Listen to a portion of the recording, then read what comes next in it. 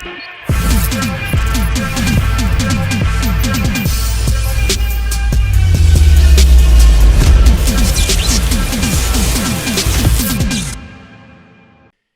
fellow watchers of the multiverse, welcome to an exciting new episode of our What If series. Today we explore the brand new part 2 of What If the Scarlet Spider was in Spider-Man 2. We're rolling out tons of new fan fictions and original stories, and there's so much more to come. By supporting us on Patreon and Substack, you'll get exclusive perks and behind the scenes content. On Substack, you'll find in-depth articles, story breakdowns, and exclusive stories that you won't want to miss. Your support is crucial for us to continue creating high-quality content and bringing your favorite characters to life in new and exciting ways. Becoming a member means you'll get early access to videos, special updates, and the chance to support more amazing projects. Thank you for joining us on this epic journey through the multiverse. So stay tuned for even more incredible stories and adventures. But that being said, my fellow watchers, let's get into the highly anticipated part 2 of What If Scarlet Spider was in Spider-Man 2. It's gonna be insane, so grab some popcorn and enjoy. Location: Planetarium Party, 10 p.m. Peter arrived at the Planetarium, feeling a mix of excitement and apprehension. The event was grand, with lights resembling stars scattered across the ceiling, and a large model of the solar system spinning slowly in the center of the room. Waiters moved gracefully through the crowd, offering trays of food and champagne. The elite of New York society mingled, discussing the latest advancements and business ventures.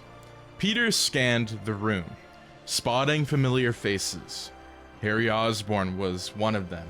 During a conversation with some investors, he smiled wide and confident. As Peter made his way through the crowd, he was stopped by J. Jonah Jameson. "Parker, good to see you decided to show up," Jameson barked. Though his tone wasn't as usual, he was still happy that he was here. "Make sure you get plenty of pictures for the big shots. We need something for the front page." Peter nodded his head, his mind elsewhere. He needed to find a moment to talk to Harry, to ensure everything was going smoothly with the reactor and Stabilis. But first, he had to deal with a more personal matter. He spotted Mary Jane Watson, looking stunning as usual, in a dark blue dress, talking with some of her friends. Gathering his courage, Peter walked over. "MJ," he said, trying to keep his voice steady. "Can we talk for a moment?" Mary Jane turned, her eyes widening slightly in surprise. "Peter, sure, let's find somewhere quieter." They moved to a small balcony overlooking the city. The cool night air was refreshing, a stark contrast to the warmth and noise inside. Peter took a deep breath, trying to find the right words. "MJ, I know I've been distant. I've missed so many important moments, and I haven't been there for you. There's something I need to tell you. Something that you might need to understand." MJ looked at him. She was quite surprised. "Peter, whatever it is, you can tell me." Before Peter could continue, Mary Jane took a deep breath. "Peter, I'm getting married to John Jameson."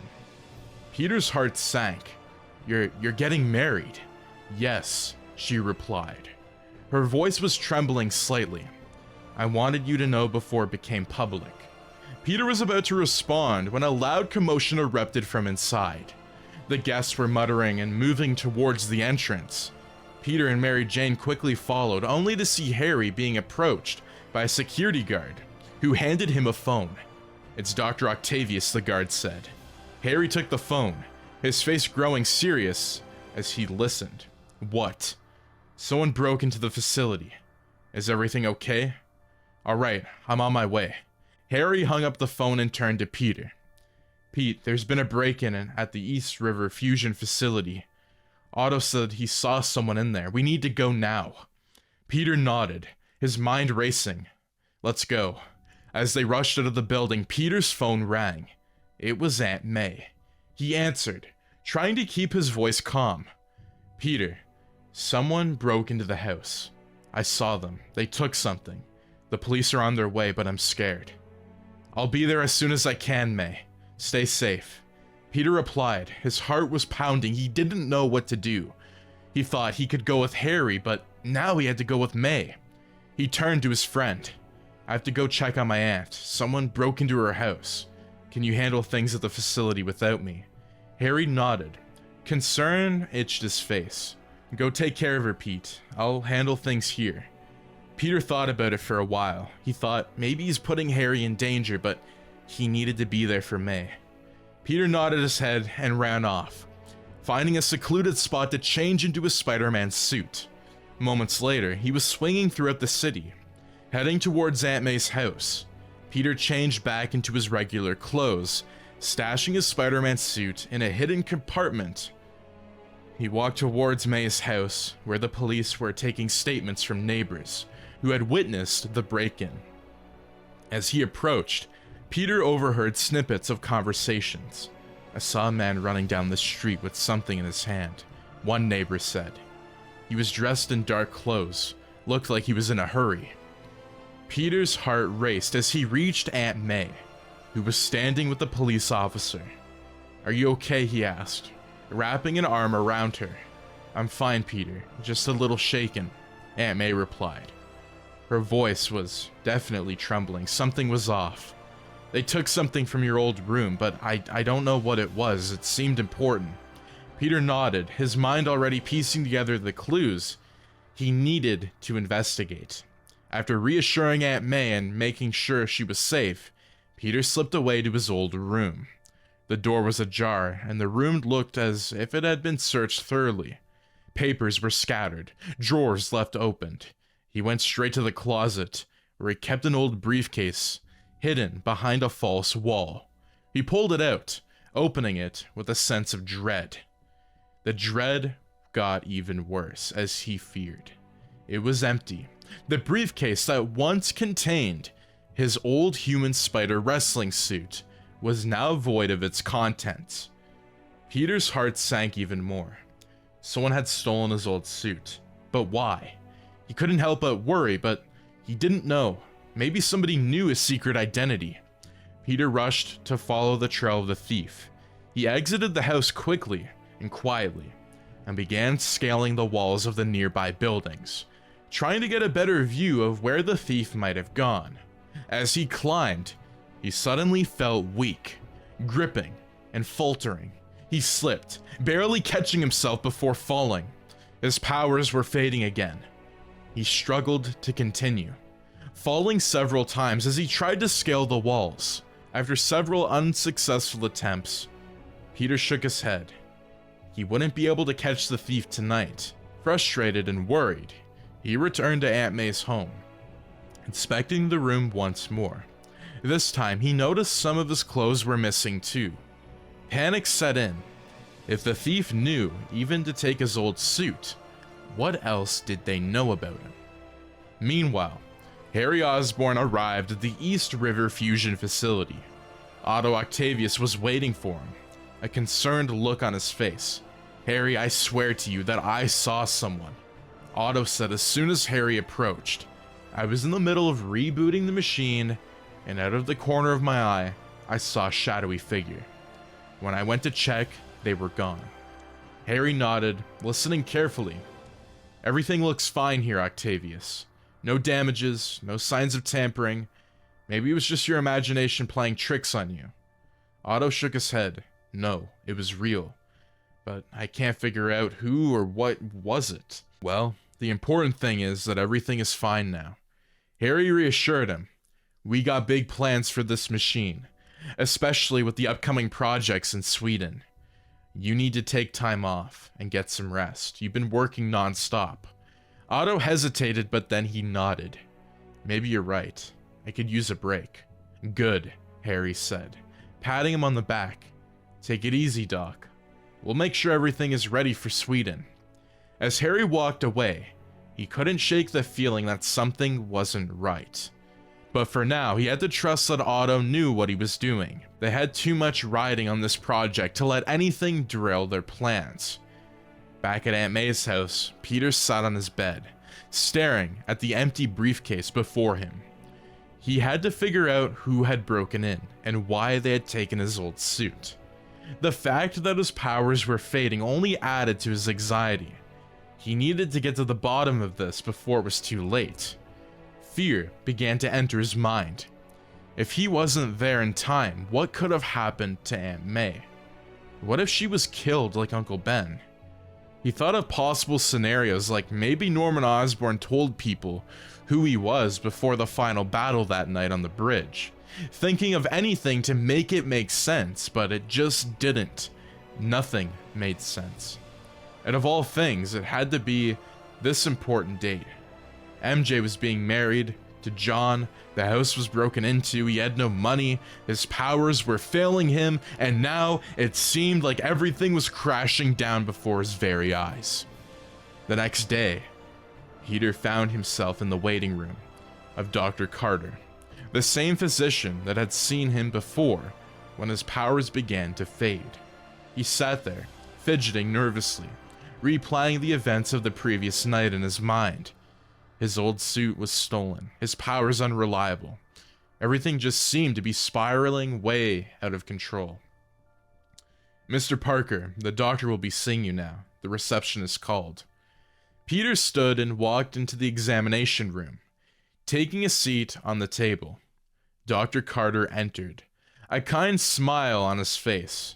"Peter, good to see you again," he said. Looking at his chart, what seems to be the problem this time? Peter hesitated, then signed. "It's about my friend, you know, the one who's Spider-Man. He's not doing so well. His powers are fading and he's struggling to keep." Carter nodded thoughtfully. "Your friend, Well, let me ask you this, Pete. Do you think your friend is supposed to be climbing these walls? Swinging from building to building? Is it really what he wants to do? Or is it just what he thinks he must do?" Peter was taken aback by the question. "I don't know. I guess that he feels like it's his responsibility, like he doesn't have a choice." The doctor smiled gently. "Everyone has a choice, Pete.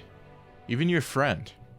Sometimes we need to listen to our bodies and minds and what they're telling us. It's okay to take a step back and take care of yourself." Peter thought about what Dr. Carter said long after he left the office. The idea of giving up Spider-Man had crossed his mind before, but now it seemed like the only option. His powers were not reliable anymore, and the stress was getting to him. He remembered Harry's offer for him to come to Sweden and work on this new project with Otto.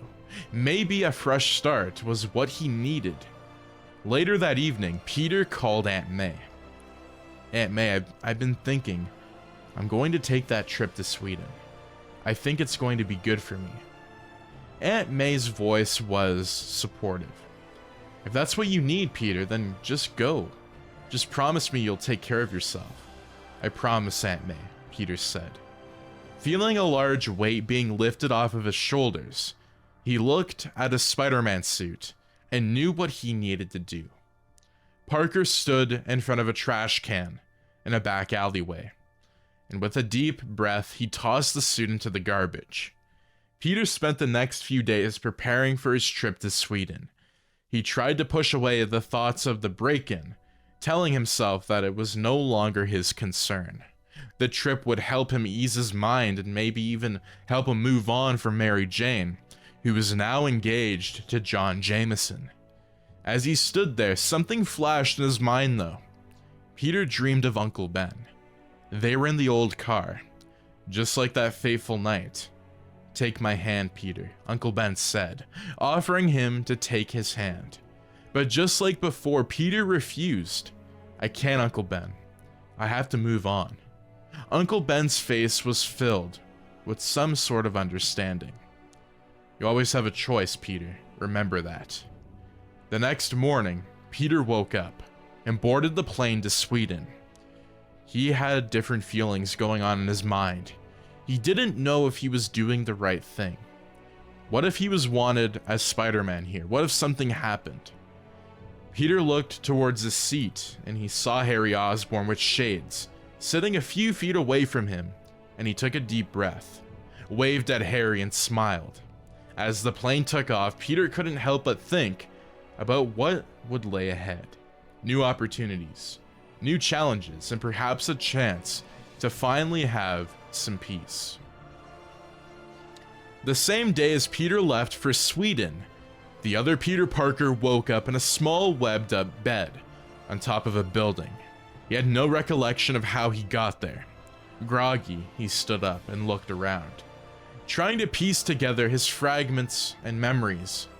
The first thing he noticed was the Spider-Man suit in his hand. Confused, he couldn't remember why, or what he had been doing. As he wandered through the streets, snippets of memories began to surface. He saw a newspaper headline by the Daily Bugle, "Spider-Man No More." The article detailed how Spider-Man had seemingly abandoned his role as the city's protector, and the suit had been discarded in the trash. Peter stared at the headline. "I don't remember doing this," he thought to himself. Something isn't right. Peter immediately rushed to find some type of answer, and he made his way to Aunt May's home. He needed to talk to her, to find out what was going on. When he arrived, Aunt May was surprised to see him. "Peter, what are you doing here?" Peter just looked at her, confused, and she was just concerned that maybe he missed his flight. "I thought that you went to Sweden with Harry and Dr. Octavius." Peter's heart sank. "Sweden? Aunt May, I don't know what you're talking about." Aunt May's face softened with worry. "Oh, Peter, you've been through so much. Come inside, I'll make you something to eat." As she led him into the kitchen, Aunt May began talking about the robbery and how hard he had tried to find out who did it. But Peter's confusion grew even more. He didn't know anything. He didn't know what the hell was going on.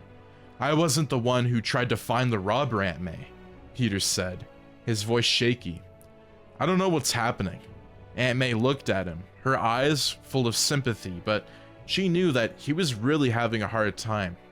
"Peter, you've been under so much stress, maybe you just need to calm down. Rest your head." Peter nodded. As Aunt May prepared a meal, he took the opportunity to slip out of the house. He ran through the streets, his heart pounding, and his breath coming in short gasps. Nothing made sense. It was as if he was living someone else's life. He stopped in an alleyway, leaning against a wall, and tried to catch his breath. "I can't be Peter Parker," he thought. "Who am I? Why don't I remember?" The idea of being a clone or being someone else's duplicate slowly began to take shape in Peter's mind. Anger and frustration began welling up inside of him. If the original Spider-Man had given up, then it was up to him to take on the responsibility. He couldn't let the city fall into chaos. In that moment, a flicker went through his mind. He needed a new identity, a new name. He thought back to Uncle Ben, the man who had always inspired him to do the right thing. "Ben Reilly," he shouted out loud. "The name feels right.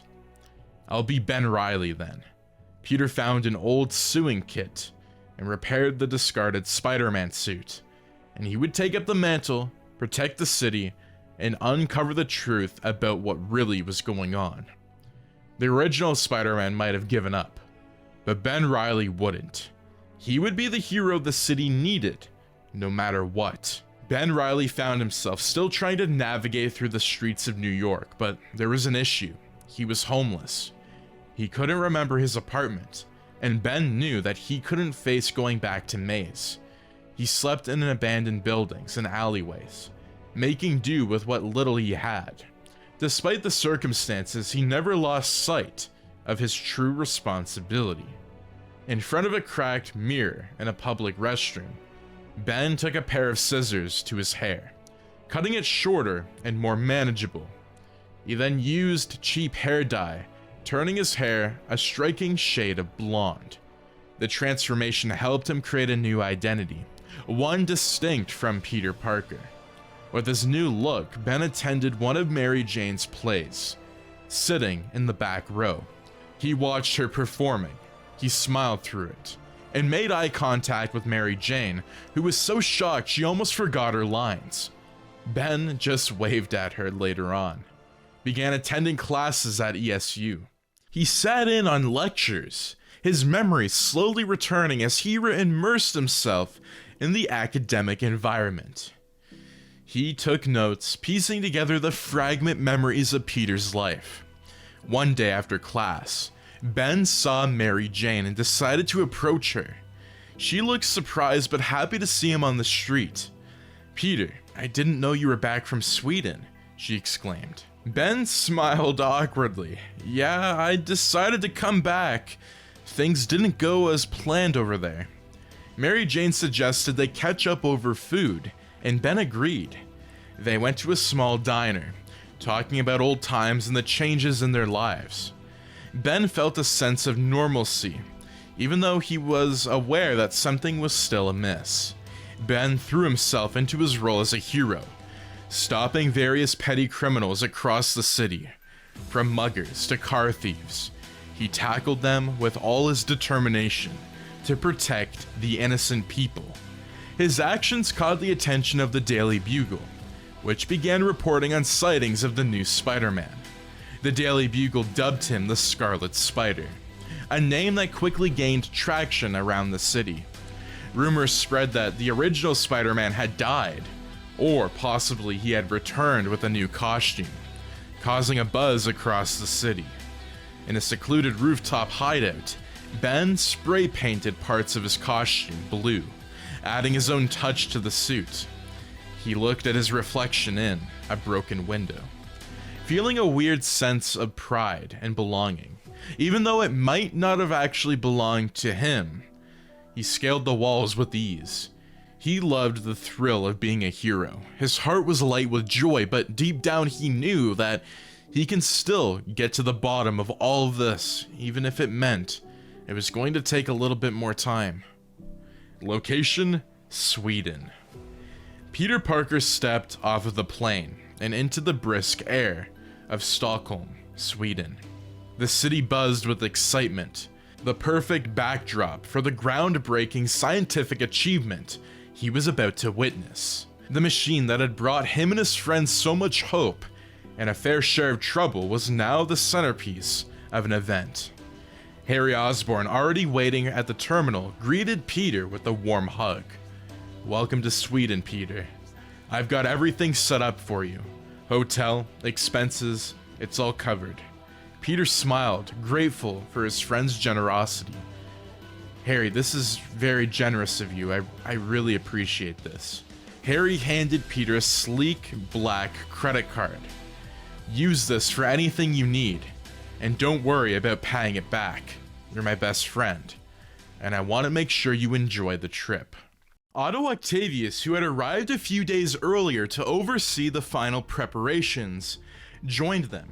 He too received a similar card from Harry. The days leading up to the presentation were filled with the exploration and bonding.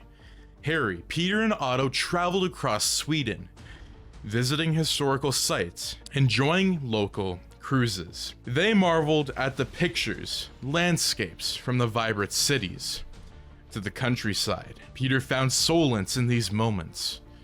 He couldn't believe that he was on a trip, but something still got to him, the weight of his responsibilities as Spider-Man. He felt some sort of renewed purpose, and he was eager to support his friends in their scientific endeavors. Finally, the day of the presentation arrived. The Nobel Prize Committee had recognized the potential of their work, and the anticipation was palpable. The event was held in a grand hall filled with esteemed scientists, journalists, and dignitaries from around the world.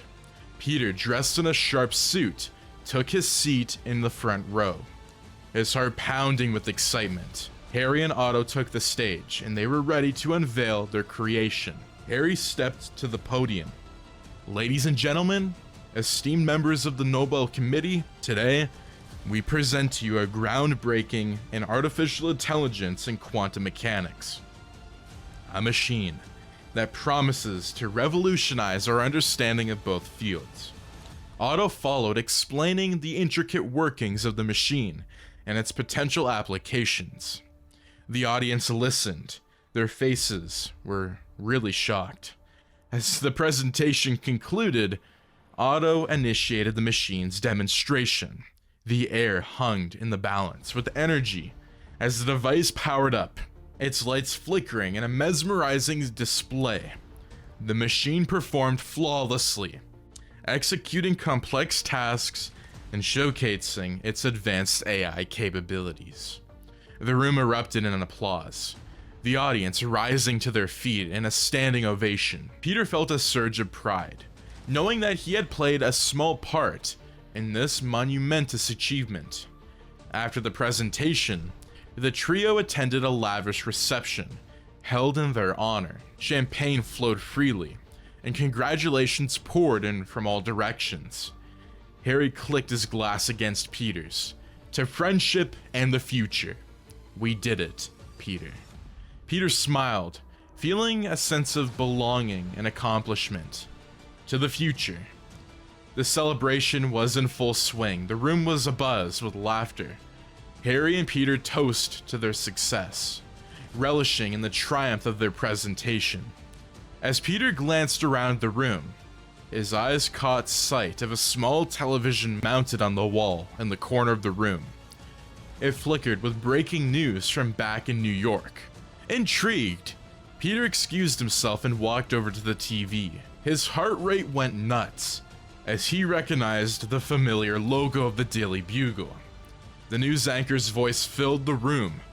In an unexpected turn of events, a new Spider-Man, or as some are calling him, the Scarlet Spider, has been seen patrolling the streets of New York, thwarting petty crime and rescuing civilians in need. Theories were all over about the identity of this new hero. Is it the same Spider-Man with a new costume, or someone entirely different? Peter's eyes widened. The mention of the Scarlet Spider. Immediately, he recalled his old human spider suit. How could this be happening? He felt a large surge of uncertainty to return to New York and investigate. But before he could dwell further, Harry approached him, placing a hand on his shoulder. Hey Peter, you okay? You look like you've seen a ghost. And that is going to be it for part 2 of What If the Scarlet Spider was in Spider-Man 2. Now, how did you guys enjoy this Marvel's What If fanfiction? Part 2, I hope it was more crazy than, the original movie itself. I love doing these what ifs and, writing different things and, placing different pieces in the puzzle is really fun to me. So, again, my fellow watchers, I hope that you enjoyed part 2. And if you guys did, do make sure to subscribe, like, share, and turn those notifications on so you and your friends are all up to date with the latest content. Now we go into part 3 next week, so again, stay tuned for that as you're going to be seeing it sooner than later. And again, we got so much content coming out on the channel, on all platforms. It's just going to be really amazing. So look out for that on Substack, Patreon, and even join the YouTube community to get exclusive updates, trailers, and everything that we're doing in between. But again, thank you so much for watching, and I'll see you in the brand new video. Take care, and have a fantastic day. Peace out.